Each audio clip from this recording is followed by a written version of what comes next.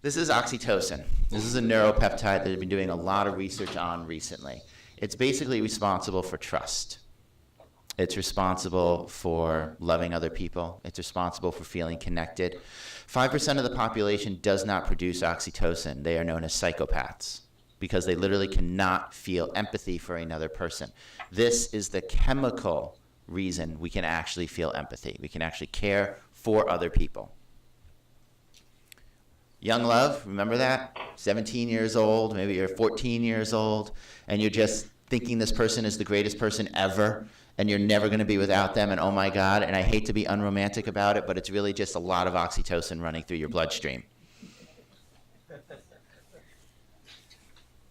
Parents always talk about, I never knew I could love something this much.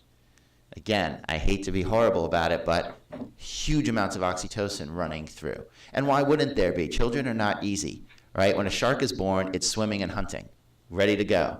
Horses are born ready to walk. We are born and we're not ready for anything. We cry, we keep our parents from sleeping, we poop, and we eat. That's about it. Why would you keep that thing? Except for the fact that you're so incredibly connected to it. Oxytocin is why you're so incredibly connected to it. It's just a trick of evolution. It's naturally occurring. They can actually use it like this. They can put it in a spray bottle and squirt it up your nose. You need tons of it. So the problem is that it starts dripping out your nose and it's really awful. But they're working on getting it ready for pharmaceutical use so you can actually feel more trusting, kind of like legal ecstasy in a way. And really that is what it is in your brain as it opens up these pathways to empathy. And when they give it to people and they do the trust exercises, like they give you $100 and say how much you're going to offer the next person in a blind study, if you've taken oxytocin, you're like, you want 50, you want half? You're just more open.